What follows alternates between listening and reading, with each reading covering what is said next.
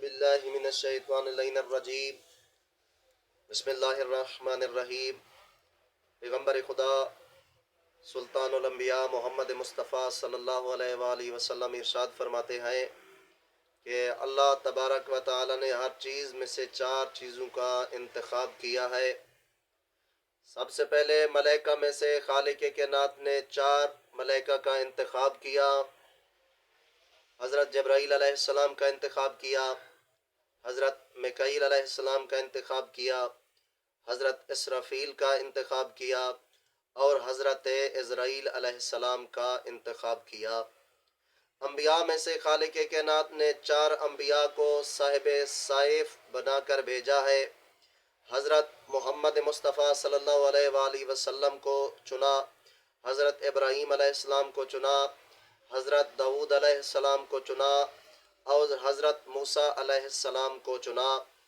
اللہ تعالیٰ نے گھروں میں سے 4 گھروں کو زیادہ پسند کیا اور 4 گھروں کا انتخاب کیا۔ حضرت آدم علیہ السلام کے گھر کو پسند کیا، خالق کائنات نے حضرت نوح علیہ السلام کے گھر کو پسند کیا، آل ابراہیم کے گھر کو پسند کیا اور آل عمران کے گھر کو خالق کائنات نے پسند کیا۔ خالق کائنات ان 4 گھروں کے بارے میں قرآن مجید میں بھی ارشاد فرماتا ہے، ان اللہ اصطفیٰ آدم و نوحا و آل ابراہیم و آل عمران علی العالمین۔ شہروں میں سے 4 شہروں کا خالق کائنات نے انتخاب کیا اور 4 شہروں کو پسند فرمایا۔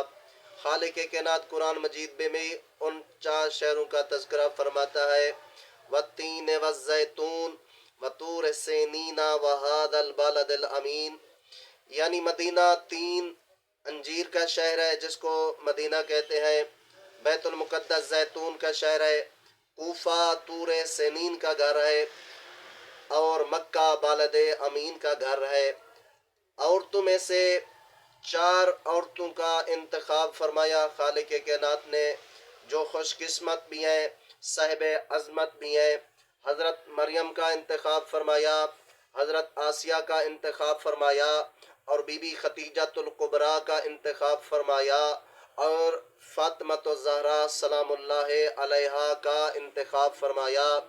حج میں سے خالق کائنات نے 4 اعمال کا انتخاب فرمایا، لبیک کا کہنا انتخاب فرمایا، قربانی کا انتخاب فرمایا، احرام کا انتخاب فرمایا اور طواف کا خالق کائنات نے انتخاب فرمایا۔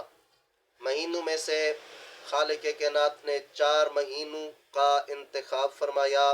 سب سے پہلے خالق کائنات نے مہینوں میں سے رجب کا انتخاب فرمایا، شوال کا انتخاب فرمایا، ذوالقعدہ کا انتخاب فرمایا اور ذی الحجہ کا انتخاب فرمایا خالق کائنات نے۔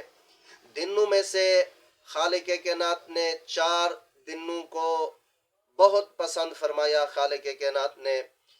جمعہ والے دن کو پسند فرمایا، ترویہ والے دن کو پسند فرمایا۔